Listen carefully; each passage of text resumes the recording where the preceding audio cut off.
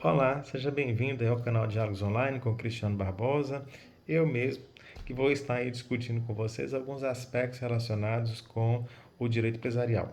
Uma primeira questão que nos é apresentada, que nos foi colocada para refletir sobre ela, é quais seriam essas fases em que houve a construção ou o que aconteceu em cada período para chegarmos ao que temos hoje de direito empresarial no que concerne às teorias que explicam a criação desse direito. Então, quando nós pegamos a doutrina, vários doutrinadores, eles trazem a ideia que houveram três fases. Uma fase pautada no uso e no costume, estava muito vinculada com o período da Idade Média, as corporações de ofício, esteve também vinculada com o ressurgimento das cidades italianas, com o fortalecimento, em certa medida, do comércio entre as corporações de ofício, entre as localidades naquele período. O que a gente visualiza em termos de aplicação desses usos e costumes conforme a teoria nos apresenta? Cada corporação de ofício, ela possui seus próprios usos e seus próprios costumes.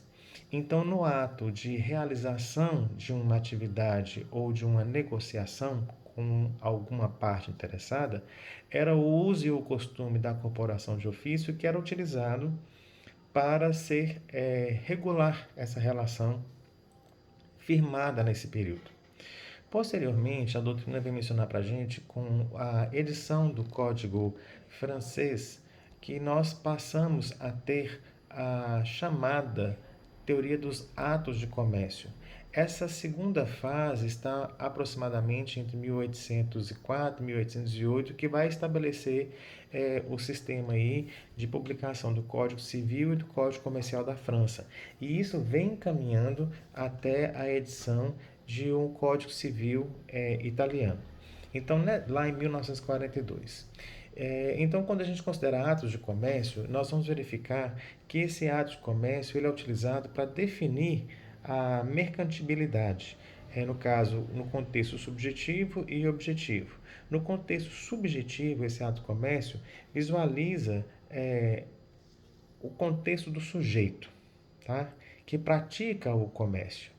E no contexto objetivo, dentro da teoria dos atos de comércio, eles falam que o aspecto objetivo dessa teoria é o próprio ato de comércio em si. E às vezes você pode se perguntar assim, Cris, qual seria o próprio ato de comércio? Numa linguagem atual, de hoje, empregando para esse período, a gente teria as negociações, o firmamento de contratos, a compra e venda, a negociação que se realizava entre aquele que possuía e aquele que adquiria. Então, atos de comércio passa a ser utilizado, então, a partir dessa criação do Código Francês Civil e do Código Comercial Francês, que vai estabelecer um sistema jurídico binário. Tá? Quando nós temos, também de acordo com a teoria, com a doutrina pátria, a terceira fase, essa terceira fase ela vai adotar um critério chamado de empresariabilidade. Isso que vai configurar a chamada teoria da empresa, que passa a existir, né, com a unificação do Código Civil da Itália em 1942. Então, houve uma unificação formal apenas nesse código das regras que eram de direito civil e de direito comercial.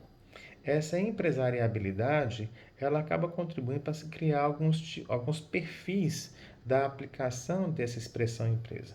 Então, esses perfis, segundo a doutrina, eram quatro.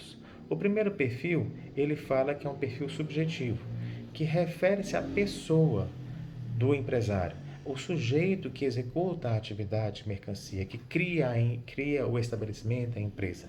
Tá? Temos o perfil funcional, que é a atividade empresarial dirigida por alguém com a intenção de realização de uma atividade econômica organizada. Então, o perfil funcional é a atividade em si executada de comércio que se configura como uma atividade econômica organizada. Por sua vez, dentro dessa teoria dos atos de comércio, também é criado um perfil, passa a ser discutido um perfil chamado perfil de objetivo, que é o conjunto de bens que são afetados pelo exercício da atividade econômica.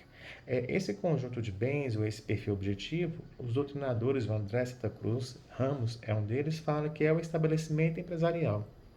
E por último, temos, dentro dessa teoria dos atos do comércio, aquilo que é chamado de perfil corporativo da empresa, que para alguns doutrinadores esse perfil já não tem mais tanta utilidade, porque considera a empresa como um local laboral que reúne, né, uma relação entre empresário e os empregados, com a finalidade de alcance do fim econômico, né? Ficou redundante, mas é só para entender. Com o objetivo de ter um fim econômico. Então, o perfil corporativo, dentro da teoria da administração, a gente ainda consegue visualizá-lo, porque esse perfil corporativo ele se configura dentro do contexto da administração da sociologia como um espaço de relação social em que existe relação entre o empregador e os empregados. Ok? Então, na evolutiva, temos três teorias: teoria de uso e costumes, atos de comércio e teoria da empresa. O que vige hoje é a teoria da empresa. Ok? Até mais. Vamos para o nosso segundo vídeo. Um abraço.